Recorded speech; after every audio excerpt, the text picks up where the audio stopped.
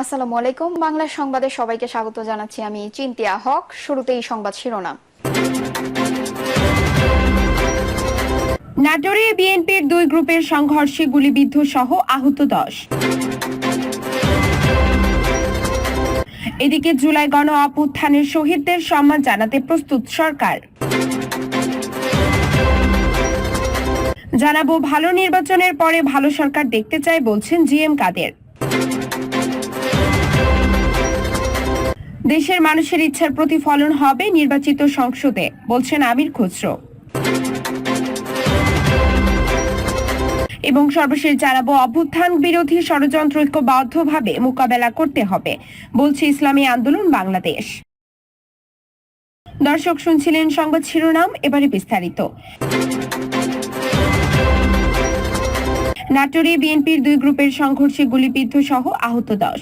নাটোরের বড়াই গ্রামে আধিপত্য বিস্তারকে কেন্দ্র করে বিএনপির দুই গ্রুপের সংঘর্ষে 6 জন গুলিবিদ্ধ সহ মোট 10 জন আহত হয়েছেন। এ সময় ইউনিয়ন বিএনপির সাধারণ সম্পাদক ও উপজেলা আওয়ামী লীগের সহ সভাপতির বাড়ি সহ 9টি বাড়ি, 5টি মোটরসাইকেল এবং 26টি দোকান ভাঙচুর ও লুটপাটের ঘটনা ঘটেছে। এছাড়া সংঘর্ষে দাসগ্রামের মেহেদী হাসান, শাহ আজিজ, লিটন ও আওয়ামী লীগ কর্মী শাহিন মালিথা আহত হয়েছেন। আহতদের মধ্যে শহীদুলকে রাজশাহী মেডিকেল কলেজ হাসপাতালে এবং অন্যদের বড়াইগ্রাম উপজেলা স্বাস্থ্য কমপ্লেক্স সহ বিভিন্ন ক্লিনিকে ভর্তি করা হয়েছে। স্থানীয়রা জানান, ইউনিয়ন বিএনপির সাধারণ সম্পাদক আব্দুল আওয়াল টিপু ও সাবেক সাধারণ সম্পাদক হাবিবুর রহমানের মধ্যে দীর্ঘদিন যাবৎ ইউনিয়ন কমিটি নিয়ে দ্বন্দ্ব চলে আসছিল। কয়েক মাস আগে বিএনপির কমিটি গঠনের পরদিন তা বাতিলের জন্য মানববন্ধন ও বিক্ষোভ মিছিল করে হাবিবুর রহমানের সমর্থকরা। গত 5ই আগস্ট আওয়ামী লীগ সরকার পতনের পর আলাদা আলাদা কর্মসূচি পালন করে আসছিলেন তারা। চান্দাই ইউনিয়ন বিএনপির সাধারণ সম্পাদক আব্দুল আওয়াল টিপু বলেন, হাবিবুর রহমানের অনুসারীরা শনিবার জনি নামে এক ছাত্রদল কর্মীকে মারপিট করলে উত্তেজনা দেখা দেয়। রোববার সন্ধ্যায় তারা পুনরায় শতাধিক লোক নিয়ে এসে দাসগ্রাম বাজারে গুলি চালিয়ে ও ককটেল ফাটিয়ে এলাকায় আতঙ্ক সৃষ্টি করে। এ সময় লোকজন পালিয়ে গেলে দাসগ্রাম বাজার ও রাজেন্দ্রপুর কুদুর মোড়ের মোট 26টি দোকান ভাঙচুর ও লুটপাট করে। পরে হামলাকারীরা তার নিজের সহ সাইদুল ইসলাম, সালেক আলী, ইউনুস আলী, আনিসুর রহমান, আব্দুল হান্নান, নূর নবী, খায়রুল ইসলাম এবং উপজেলা আওয়ামী লীগের সহ সভাপতি জহুরুল মালিথার বাড়িঘর ভাঙচুর ও লুটপাট করে। তবে সাবেক সাধারণ সম্পাদক হাবিবুর রহমান তার অভিযোগ অস্বীকার করে বলেন, আব্দুল আওয়াল টিপু আওয়ামী লীগ নেতাকর্মীদের সঙ্গে নিয়ে বিকালে বিনা উস্কানিতে দাসগ্রাম বাজারে আমার দোকানঘর ও অফিস এবং যুব দলের কার্যালয় ভাঙচুর করে। খবর পেয়ে আমার সমর্থকরা ক্ষুব্ধ হয়ে সেখানে গেলে তারা পালিয়ে যায়। এ সময় সেখানে কিছু ঘটনা ঘটলেও গোলাগুলির সঙ্গে আমার লোকজন জড়িত নয়। উপজেলা স্বাস্থ্য কমপ্লেক্সের medical officer doctor Mizanur Rahman বলেন, আহতদের মধ্যে 2 জনের শরীর থেকে অপারেশন করে গুলি বের করা হয়েছে। অপর 4 জনের শরীরে রাবার বুলেটের আঘাতের চিহ্ন রয়েছে। বড়াইগ্রাম থানার পরিদর্শক শফিউল আজম খান বলেন, খবর পেয়ে রাতে ঘটনাস্থলে পুলিশ পাঠানো হয়েছে। তবে এখন পর্যন্ত কোনো পক্ষই লিখিত অভিযোগ করেননি। অভিযোগ পেলে আইনানুগত ব্যবস্থা গ্রহণ করা হবে। জুলাই গণ অভ্যুত্থানে শহীদদের সম্মান জানাতে প্রস্তুত সরকার। ছাত্র জনতার গণ অভ্যুত্থানে শহীদদের আগামী শনিবার 14 সেপ্টেম্বর সম্মান জানাবে সরকার। তিনি বলেন, স্মরণ সভায় শহীদ পরিবারকে সর্বোচ্চ সম্মান দেওয়ার পাশাপাশি ছাত্রদের স্বেচ্ছাসেবক হিসেবে কাজে লাগাতে হবে। মোহাম্মদ নাহিদ ইসলাম বলেন, স্মরণ সভায় বাংলা ব্লকের কমপ্লিট শাটডাউন এবং লং মার্চ টু ঢাকায় 3টি বিষয় অবশ্যই উল্লেখ করতে হবে, কারণ শব্দগুলো গণ আন্দোলনের টনিক হিসেবে কাজ করেছে। স্মরণ সভাকে এমনভাবে ফুটিয়ে তুলতে হবে যেন তা জুলাই গণ আন্দোলনের আবহ তৈরি করে। জগন্নাথ বিশ্ববিদ্যালয়ের ভাস্কর্য বিভাগের সহকারী অধ্যাপক মোহাম্মদ জাহিদুল হক অনুষ্ঠানের বিভিন্ন ডিজাইন নিয়ে তার মতামত ব্যক্ত করেন। ভালো নির্বাচনের পরে ভালো সরকার দেখতে চায় বলছেন জিএম কাদের। জাতীয় পার্টির চেয়ারম্যান জিএম কাদের বলেছেন, আমি বৈষম্য বিরোধী ছাত্র আন্দোলনের ছাত্রদের বলেছিলাম, তোমরা শহীদ মিনারে গিয়ে শপথ নাও। শহীদ মিনার হচ্ছে বৈষম্যের বিরুদ্ধে আন্দোলনের প্রতীক। স্বাধীনতা যুদ্ধের লক্ষ্য ছিল বৈষম্য মুক্ত নিজেদের একটি দেশ। জাতীয় স্মৃতিসৌধ হচ্ছে বৈষম্য মুক্ত রাষ্ট্র গঠনের চেতনার প্রতীক। তিনি বলেন, আওয়ামী লীগ দেশে বৈষম্য সৃষ্টি করেছিল, তাদের শোষণ ও নির্যাতনের জন্যই তাদের পতন হয়েছে। কোন রাজনৈতিক দলের আন্দোলনের মুখে আওয়ামী লীগের পতন হয়নি, সরকারের পতন হয়েছে বৈষম্য বিরোধী ছাত্র জনতার আন্দোলনের মুখে। আমরা সবসময় বৈষম্য, দুর্নীতি ও দুঃশাসনের বিরুদ্ধে কথা বলেছি। সাধারণ মানুষের ধারণা ছিল ছাত্ররা রাজনীতিতে আসতে চায় না, কেউই বুঝতে পারেনি ছাত্ররা এতটাই রাজনীতি সচেতন। প্রমাণ করেছে ছাত্ররা আমাদের চেয়ে বেশি রাজনীতি বোঝে। ছাত্রদের প্রধান শক্তি হচ্ছে একতা, আর দ্বিতীয় শক্তি হচ্ছে জনগণের আস্থা।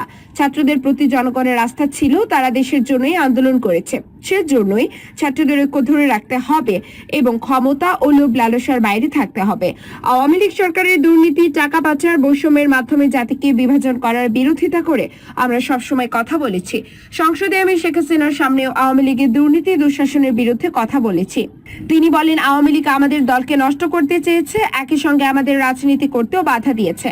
দল না থাকলে রাজনীতি থাকে না, আবার রাজনীতি না থাকলে দলও থাকে না। জনগণের পক্ষে রাজনীতি না থাকলেও দল থাকে না। আমাদের রাজনীতির জন্য দলকে স্যাক্রিফাইস করতে হয়েছে, আবার দলের জন্য রাজনীতি স্যাক্রিফাইস করতে হয়েছে। আওয়ামী লীগ ও বিএনপি আমাদের দলের বিরুদ্ধে ষড়যন্ত্র করেছে, সেই ষড়যন্ত্র এখনো চলছে। জিএম কাদের বলেন জাতীয় পার্টি সবসময় জনগণের সঙ্গেই ছিল, তাই 34 বছর পরেও জাতীয় পার্টি রাজনীতির মাঠে টিকে আছে। জাতীয় পার্টিকে বাদ দিয়ে কেউই কিছু চিন্তা করে না। আমরা এখনই নির্বাচন চাই না, কারণ ভালো নির্বাচন আমরা অতীতে অনেক দেখেছি। ভালো নির্বাচনের পরে ভালো সরকার হয় না, ভালো নির্বাচনের পরে ভালো সরকার দেখতে চাই, যাদের জনগণের কাছে জবাবদিহিতা থাকবে, যারা ব্যক্তিগত ও দলীয় সম্পদ হিসেবে দেশকে ব্যবহার করবে না। সেরকম সরকারের জন্য প্রয়োজনীয় সংস্কার করতে হবে। সেজন্য বর্তমান সরকারকে আমরা সময় দিতেও রাজি আছি। ভালো নির্বাচনে নির্বাচিত সরকার বেশিরভাগ সময়ে স্বৈর শাসক হয়েছিল, কিন্তু অনির্বাচিত সরকারগুলো অনেক বেশি গণতন্ত্র মরা ছিল। অনির্বাচিত সরকারগুলোই জনগণের মতামতের বেশি গুরুত্ব দেয়, তাই অনির্বাচিত সরকারকে সংস্কারের জন্য সময় দিতে আমাদের আপত্তি নেই। তিনি বলেন আমরা চাই বর্তমান সরকার যেন আইন শৃঙ্খলা পরিস্থিতি বজায় রাখতে পারে, দ্রব্যমূল্য যেন নিয়ন্ত্রণে থাকে, কর্মসংস্থান যেন থাকে, তাহলে আমাদের অপেক্ষা করতে আপত্তি নেই। রাজনীতিতে অনেক হিসাব নিকাশ আছে। আওয়ামী লীগ মাঠে নেই, কিন্তু তাদের একটি সমর্থক গোষ্ঠী আছে। আগামী নির্বাচনে তাদের একটা ভূমিকা থাকবে। আমাদের দুর্ভাগ্য হচ্ছে বিএনপি ক্ষমতায় না এসেই তাদের নেতাকর্মীরা যে অবস্থা সৃষ্টি করেছে তা সাধারণ মানুষ পছন্দ করছে না। রংপুরে বৈষম্য বিরোধী ছাত্রদের সঙ্গে বিএনপির মুখোমুখি অবস্থা।